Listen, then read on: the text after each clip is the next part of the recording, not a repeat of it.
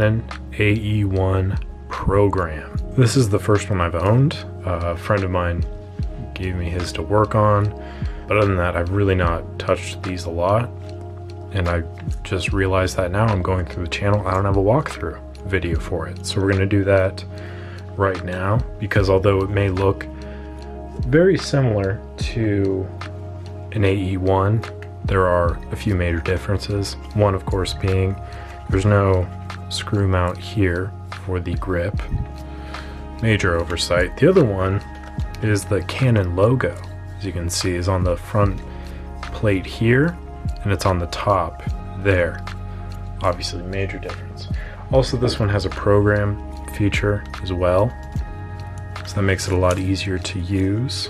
Other components about this camera, there's actually a speaker system in there for the battery check. So if you hear the fast beeps, that means your battery's good, and then it'll gradually slow down over time as your battery gets older. On the side here, you have your switch. So right now it is on lock. Move it down to self timer, which is a 10-second self timer. Move it up and then it's on. So there's the advance lever there, and you fire it. The shutter speeds are right here as follows. Bulb, 2 seconds, 1 second, half a second, all the way up to 1/1000th. Move it over to program, and then basically what that's going to do, it's going to fire at aperture priority. So whatever aperture you select, the camera, the computing system in the camera will then calculate the amount of light that's coming through, and then we'll select the shutter speed that will properly expose the image for that aperture that you set. Now, the caveat to that is if you have, I don't have any FD glass near me, but if you have one of the lenses and you set that to auto on the lens, then it'll fire basically full auto. So you don't have to worry about aperture or shutter speed. ASA, simple to adjust, silver button, press down on that. This little tab here moves, and then there's a green line there, and you're just trying to line that up with the middle. So that is that. There's a memo slot in the back for whatever film you're shooting. To open up the back, you just lift up on that. Film loads as it does in every other camera. I need more test rolls. It's just falling apart on me. We've had cataclysmic failure. Okay, anyway, film loads like this. On the bottom, you have your contacts if you had an auto winder for that, and you would unscrew this for your auto winder to line it up so it could advance. There's also the rewind button, so when you're done shooting, you push that button, lift that up, reel your film back in like you're fishing for some good shots. Got a big one on the line. Yeah, and then you're good to go. Things you want to listen for. This one doesn't have it, but shutter squeals are common in these cameras, as well as the aperture squeal, which this also doesn't have one, but it would sound like a lot of friction, and this tab here would be very slow to move. And you can test that by pushing in on the this lever here, or push in on this tab here, which is the depth of field preview. Here you have your flash sync port, and then these buttons here I believe are for, I think the top one is for memory reset, and I think the bottom one is the memory of like the last exposure you shot, but I could be wrong, so I will put their functions right here. Of course, that is what they do. Obviously. To replace the battery, I'm going to unscrew this. If you have a battery grip on, that's how you unscrew that. If you have a nickel, you can put in that slot. It lines up right there. I'm going to pop open the door. This is a original door with the screw. If it's a newer door, like one of the printed ones, you can just use like some tweezers or a small screwdriver, whatever, just to get under there and pop open that latch there. This takes a 6-volt battery, positive side up, negative side down. So pop that in there, and that's pretty much it. That is, there's a hot shoe contact as well. The flash sync speed is 60, as denoted by the lightning bolt there. Yeah, no, it's a fairly straightforward camera. I've also not shot with one before, so I think before I sell this, I will shoot with one and then do a review video on that. But through the viewfinder on the side, it lines up what aperture you should be shooting at. All right, we're back from the future again because I did that thing where I recorded a video and then walked away. I don't know what was going on like a month ago when I recorded these videos, but I just yeah, 1 second, and then I just stopped. It's the weirdest thing. Also, like, my voice is really bad, and that, I mean, it's bad now too, but like, it was bad then, and I was trying to figure out what that was, and I think I had like a sore throat at the time. It wasn't the Rona, just a sore throat. So not that it matters because I don't really go out anywhere, but point being, sorry sorry for that.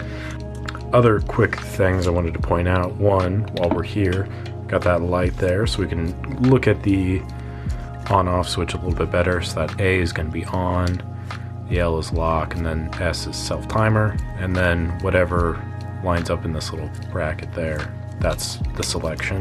Then the other thing too that I wanted to point out is there's another difference, and this is like just so incredibly minor, but I do want to point it out. This kind of flicks up a little bit for the push-in, which is kind of nice. And then if you're done using it, you just have to click down on it and it will slide back. Whereas the AE1 here is just this flat tab, and then you have to press down on the button yourself like a peasant. But in this one, you just have to press down on the slide again. So that is that. But yeah, I pretty much covered the rest of this camera. This is the battery check there, because I think I pressed it. Buddy, you're fine. I'm dog sitting right now. Anyway, this button is the battery check. I think I pressed it, but I didn't point that out. Oh, also, I'll load film in it too, because I didn't do that previously. So if this helps, film goes in like so. Press down on that.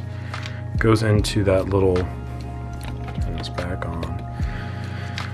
Goes into that little slot right there, as it do. And then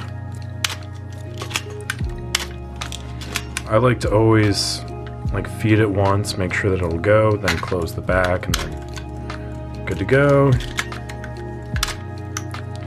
And you'll notice too that this is turning as I'm advancing, because that's indicative of it working.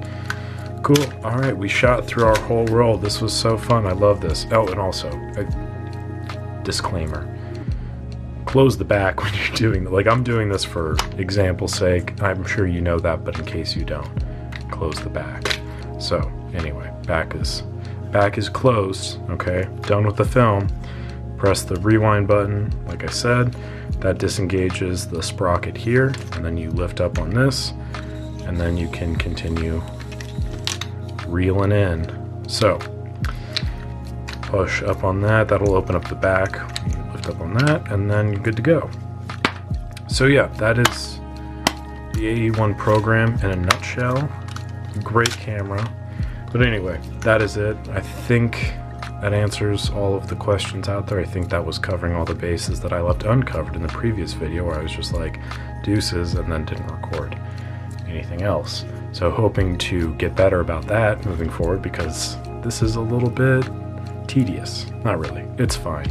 But yeah, if you have any questions, if there was anything I missed, comment them down below, let me know. Oh yeah, I should probably talk about these real quick. So the top button is the automatic exposure lock. So if you press that, basically whatever the computer says the exposure is, it'll just stay with that exposure, and then you've got your preview switch down here. I'll be honest, I've never used either of these, so you know, I don't I don't know much about them, obviously, because I didn't even know what they were called. I didn't know what they did. I just know that they're there, and they're there on pretty much all of the Canon AE-1 Program, A1, all of that. So do with that information what you will. I hope that it helps. Oh, and also one more quick little thing. I wanted to show this a little bit more clearly. So yeah, there's the green mark there, and what you're doing is just trying to center the ASA. So it's this button you press down on, and then this black tab that you move around. And then if this isn't pressed, this will not move, so you need to press on this, and then that will move that thusly. Still quite bogged down in repair work, but I'm hoping to get this all knocked out, and then I'm going to jump on the website, repair stuff, so stay tuned for information on that, because I do want to sell cameras and the filters and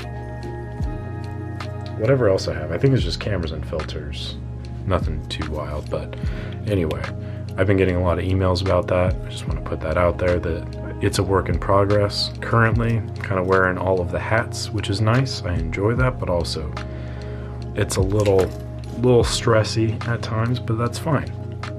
Final actual point that I want to make. In a previous video, I talked about the Nikon, like the FE and the FM and such, and I was like, oh, that's weird that the flash sync port is right here. And in my mind, I was like, that is a weird thing that it is that way.